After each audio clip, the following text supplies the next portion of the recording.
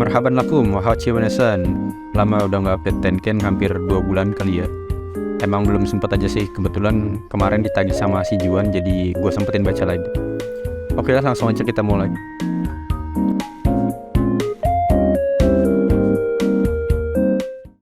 Satu hari setelah ritual, Fran bertemu dengan Colbert di guild petualang. Colbert membawa beberapa gadis yang akan membantu Fran.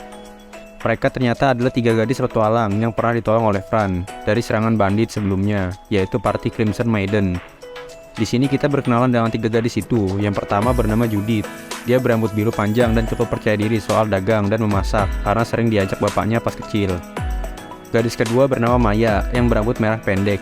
Dia sering mengurus alat masak partinya dan sering bernegosiasi. Sangat cocok untuk menjadi sales.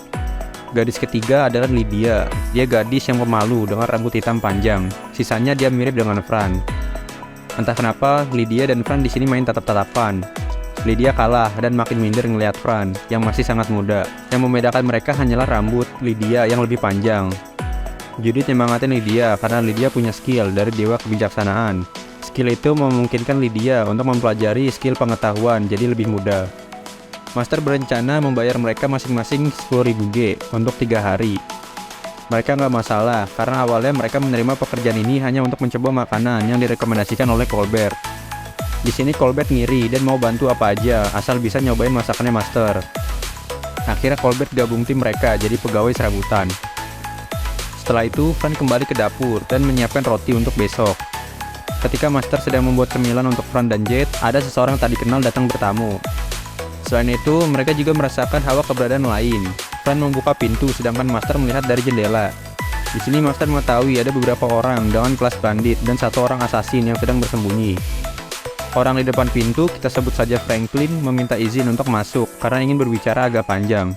Fran mengizinkan Franklin masuk, dan Master akan mengurus beberapa orang yang ada di luar. Setelah Franklin masuk ke dalam, Jet duduk menghalangi pintu keluar, dan Fran memberitahu kalau Jet bisa membunuh manusia dengan mudah. Franklin agak takut. Master kemudian masuk ke dalam sambil membawa assassin yang sudah pingsan. Dia mendengar pembicaraan Franklin yang meminta Soul Essence untuk dikembalikan. Franklin tahu soal Fran yang mengalahkan para bandit, dan dia akan membayar Soul Essence itu dengan 10.000 G. Tentunya harga itu terlalu murah, tapi hal ini aneh karena hanya Eugene yang tahu tentang Soul Essence di kota ini. Fran mengelak dan tidak tahu apa yang dimaksud oleh Franklin. Lama-lama Franklin kesal dan mulai menaikkan nada bicaranya. Fran menyudahi pembicaraan ini, tapi Franklin masih bersikeras dan mengintimidasi Fran. Franklin mencoba keluar tapi dihalangi oleh Jet. Dia kemudian memanggil teman-temannya yang ada di luar, tapi tidak ada satupun yang datang. Fran memberitahu kalau semua temannya sudah di take down oleh Master. Fran kemudian meringkusnya dan mulai menyiksa Franklin untuk mengetahui sumber informasi dirinya tentang Soul Essence. Seperti biasa, Fran menggunakan metode kesukaannya, tapi karena Franklin masih tidak bicara, Fran kemudian membawa assassin yang tadi untuk ikut diinterogasi, agar mereka saling melihat siksaan masing-masing dan mau bicara. Setengah jam kemudian, mereka berdua mau bicara, dan mengatakan kalau mereka dari Asosiasi Dagang Yatra. Kedepannya akan kita singkat menjadi YTA. Kalau kalian lupa, YTA ini yang sempat nyuruh orang untuk malakin panti. Orang yang mencari Soul Essence adalah alkemis YTA. Dia dapat info Soul Essence dari petualang yang menguping pembicaraan Fran dengan Eugene. Fran kemudian menanyakan alkemis itu, tapi mereka tidak tahu. Assassin di sini emang kerja untuk YTA, tapi tuannya yang asli adalah penyihir bernama Linford dan sedang bekerja sama dengan YTA. Meskipun begitu, si Linford dan YTA ini sebenarnya nggak akur. Sekarang Fran dan Master punya musuh organisasi. Walaupun Rengil pernah ngingetin untuk tidak berurusan dengan YTA, tapi apa boleh buat, karena mereka yang datang duluan. Menghubungkan semua informasi yang ada, Master berpikir kalau YTA dan kejadian panti ada hubungannya dengan bangsawan kota ini, yaitu Marquis Rodus. Jadi mereka akan mencoba menggali informasi dari Rodus saat kembali ke mansion. Setelah memasukkan Franklin dan si assassin ke dalam karung, mereka kembali ke mansion. Di mansion, Sebas agak penasaran dengan karung yang ada di punggung Jet karena menggeliat.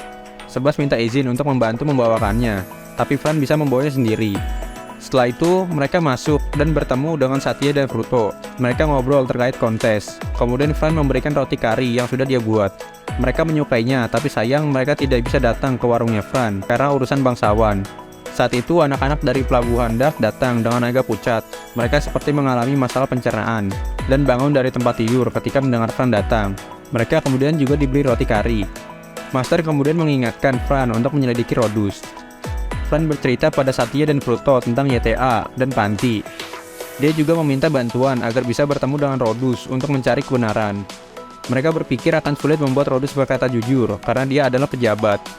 Fran kemudian membuka karung yang isinya adalah penyerang Fran dan akan menunjukkannya pada Rodus untuk melihat reaksinya.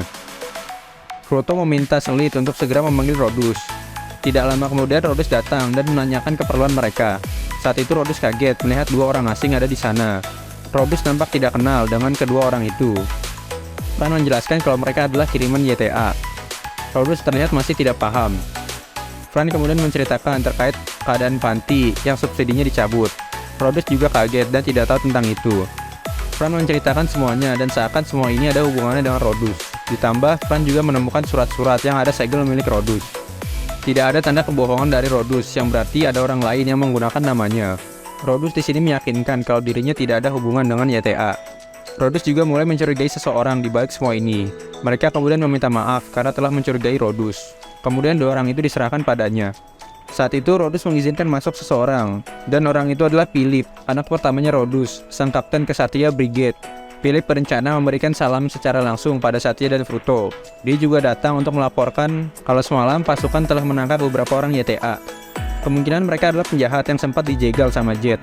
Philip menceritakan hasil interogasinya, bahwa orang-orang itu berencana untuk mengacaukan upacara dan menculik Charlotte. Walaupun belum tahu alasannya kenapa harus Charlotte, Philip mengamankan dua orang YTA tadi, dan Rodus segera keluar karena urusannya sudah selesai. Setelah urusan dimensi selesai, Fran kembali ke dapur, restoran, dan mempersiapkan diri untuk kontes besok.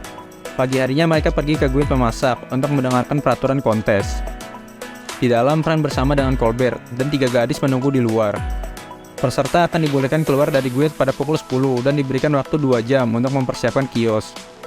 Area pasar, pelabuhan, hingga pemukiman bisa dijadikan tempat jualan, selama diizinkan oleh pemilik properti. Jika ada kios yang berjualan sebelum jam 12, maka akan didiskualifikasi. Colbert menanyakan keberadaan Master. Fran hanya bilang kalau Master sedang mengawasi mereka. Peserta lain mulai membicarakan Fran, karena mendapat rekomendasi dari Mayhem, kakeknya Irina. Hal itu juga membuat Colbert terkejut, karena dia baru tahu. Ditambah, Fran bertekad masuk final untuk mengejutkan Mayhem.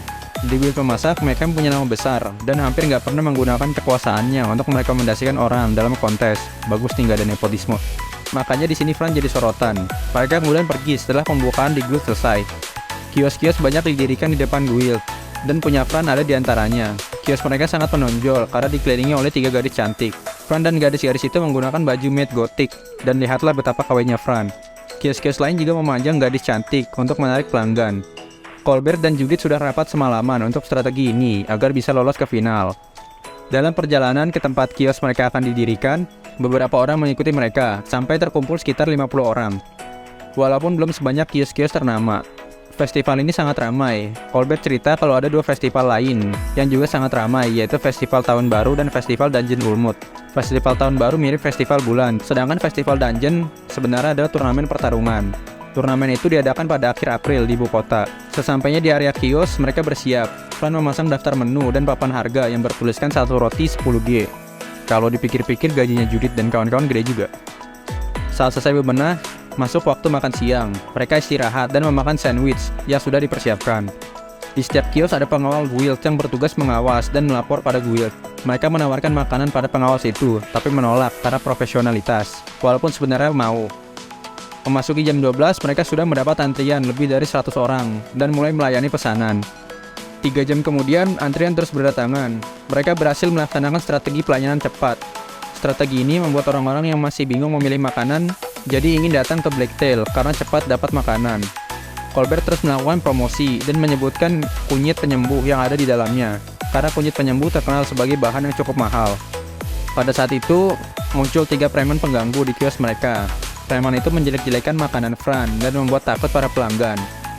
Fran segera ke depan mereka dan menyetrum preman itu sampai tidak bergerak. Kemudian Jet membawa mereka ke belakang kios. Master saat itu membuat klon dan menginterogasi para preman. Cukup dengan adanya Jet sudah membuat preman itu takut dan mau bicara. Mereka ternyata disewa oleh orang tak dikenal untuk mengganggu Blacktail dan kios panti. Setelah diinterogasi, Master akan menyerahkan mereka pada penjaga kota. Sebelum itu, Master mengancam agar mereka tidak cerita terkait Master, atau mereka akan dibunuh. Tak lama, Colbert datang bersama penjaga kota dan mengamankan preman itu. Master memberitahu Fran soal panti yang sedang terancam. Mereka kemudian memutuskan untuk pergi ke sana, tapi hanya Master dan Jet, karena Fran harus berada di kios sebagai pendaftar dalam kompetisi. Jet memasukkan Master ke dalam bayangan dan segera pergi menuju panti. Sampai di kios panti, Io menyapa Jet, dan anak-anak panti langsung bermain dengan Jet. Master mengawasi keadaan sampai preman itu datang. Tak lama kemudian mereka datang dan mencaci maki makanan panti. Mereka mengelilingi Io dan mengancamnya. Jet langsung melompat ke depan mereka. Meskipun ketakutan, preman itu masih mencoba mengintimidasi. Preman itu kemudian mencoba menyerang Jet, tapi dengan mudah salah satu ditendang sejauh 10 meter.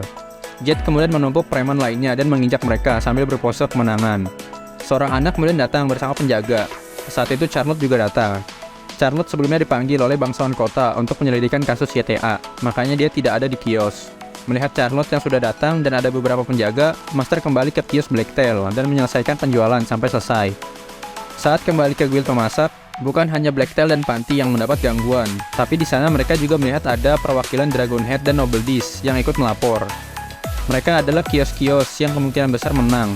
Kios Dragonhead tidak mendapat masalah karena pemiliknya adalah mantan petualang peringkat A dan seorang pembunuh naga, jadi kroco kayak preman jalanan bukan tandingannya.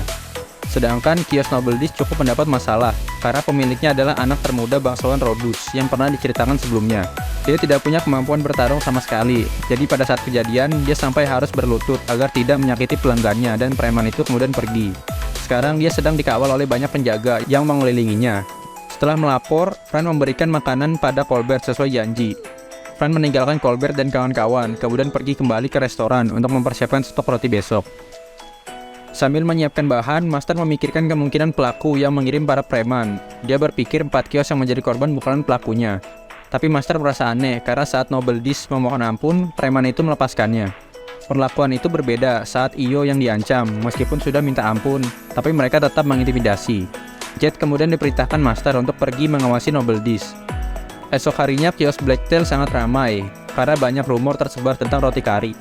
Kali ini Fran tidak memakai seragam maid, karena bersiap untuk menghadapi serangan lanjutan. Kios Noble Dish menyewa beberapa petualang sebagai penjaga. Saat itu di antrian Black Cat ada sebuah kerusuhan karena orang yang mau menyela. Fran dan Colbert langsung datang, tapi pengerusuh itu sudah dikunci oleh seorang petualang yang ikut antri. Master melihat status orang itu sedang dalam pengaruh obat. Fran memasukkan roti kari ke dalam mulutnya, dan orang itu segera kembali normal. Pria itu kemudian diinterogasi, tapi dia tidak ingat apapun setelah minum di daerah kumuh.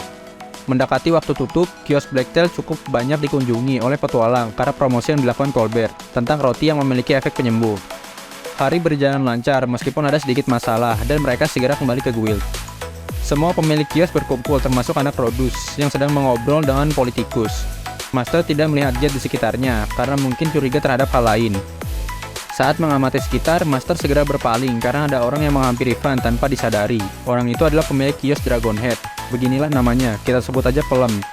Dia menghampiri Fran untuk memuji ide roti kari yang dibuat oleh masternya Fran, dan menitipkan salam pada Master. Setelahnya, chef lain juga banyak yang datang menghampiri Fran. Kemudian orang-orang Noble Dish mulai mendekat yang membuat chef lain memperingati Fran tentang kelakuan mereka. Pemimpin Noble Dish mengenalkan dirinya bernama Wayne. Dia telah mencoba roti kari milik Fran. Ya, di sini mereka cukup mengerendahin Fran karena cuma bismen rendahan. Setelah urusan selesai, Fran kembali ke restoran, dan Master masih kesal dengan perlakuan Wayne dan kroco-kroconya. Di resto, mereka merasakan kehadiran beberapa orang di dalam resto yang gelap. Master mengecek pintu menggunakan pengedap suara dan masih terkunci. Fran membuka pintu perlahan dan mereka menyerang musuh dengan listrik yang membuat mereka kejang-kejang dalam keheningan. Satu orang yang terlihat seperti pemimpin dibangunkan oleh Master, tapi dia tidak ingin berkata apapun. 10 menit kemudian dia langsung nurut dan menceritakan kalau dia ditugaskan mencegah Fran untuk melanjutkan kompetisi. Kali ini mereka mendapat perintah langsung dari Linford. Master tidak bisa menghubungkan antara penemuan Soul Essence dengan keikutsertaan kontes memasak. Mereka masih butuh informasi dengan menunggu Jet kembali. Sementara itu di tempat lain, Brooke Preston, anak kedua Rodus, sedang berbicara dengan wanita bernama Zelis, yang merupakan seorang alkemis, sekaligus muridnya Eugen. Dialah alasan kenapa Eugen sampai harus dikeluarkan dari guild alkemis. Mereka membahas kios Blacktail yang memiliki makanan dengan tanaman penyembuh. Mereka berencana menutup toko itu karena Blacktail adalah kelompok yang menghalangi rencana mereka. Linford sudah dimintai untuk melakukan eksekusi, tapi orang-orang yang mereka kirim sampai sekarang belum ada yang kembali. Brooke terkejut karena sebegitu susahnya mengalahkan petualang tingkat D. Mereka hanya tahu sedikit tentang Fran dan akan mencari tahu lebih dalam. Di sini kita tahu kalau Brooke ini benci dengan ayahnya yang tidak mengakui kemampuannya dan akan mengacaukan Barubora untuk menjadi markis kota. Dia berencana mencemari sumber air dengan potion buatan Zelis. Tapi mereka bergerak dengan rencana saat ini yang memanfaatkan restoran adiknya, si Wayne. Preman-preman yang muncul saat kontes memasak murni suruhannya Wayne, karena Wayne ingin mencari pengakuan terhadap dirinya yang kurang dalam memasak. Grup memanfaatkan itu dan membantu adiknya lolos pakai jalur orang dalam dan menyumbangkan air yang mengandung kutukan. Dia berdalih air itu akan membuat makanan menjadi enak, kayak pakai micin. Padahal efek sebenarnya bisa bikin ngefly. Ketika paling tidak 10.000 orang sudah ngefly, mereka akan membuat kerusuhan dan mengirim monster untuk mengacau di dalam kota Barbura. Hal itu akan membuat nama Rhodus jelek karena tidak bisa melindungi kota dan membuat dia turun dari jabatannya sebagai Marquis. Maka dari itu, Blacktail saat ini sangat mengganggu dengan obat miliknya, dan mereka juga membuat pelanggan Nobeldis berkurang. Grup akhirnya memanggil tentara bayaran terkuat milik Linford, yaitu Terraclade. Dia setinggi 2 meter dan merupakan petualang tingkat C yang kemampuannya setara tingkat B. Terra cukup barbar karena dia nggak peduli teman atau lawan saat sudah di medan tempur. Terra sangat tidak sabar menemukan lawan yang bisa saling bunuh dengannya. Saat itu, Brook mendengar suara gonggongan setelah Terra pergi dari ruangannya, tapi dia tidak terlalu memperdulikannya. Oke, segitu dulu video kali ini. Ke depannya akan gue usahakan untuk update tiap minggu, tapi nggak janji ya. BTW, makasih kemarin ada yang ngeritik updatean channel ini lama. Ya mau gimana lagi, hidup saya tidak hanya di YouTube, dan ngerjain YouTube itu hanya untuk sebagai hobi. Ditambah YouTube belum ngasih penghasilan, jadinya ya buat seru-seruan aja. Ditambah juga kalau ngedit Tenkan itu lama. Oke lah, syukran narakum haratan ukro video asali. Makasih dan nonton, dan sampai jumpa di video selanjutnya.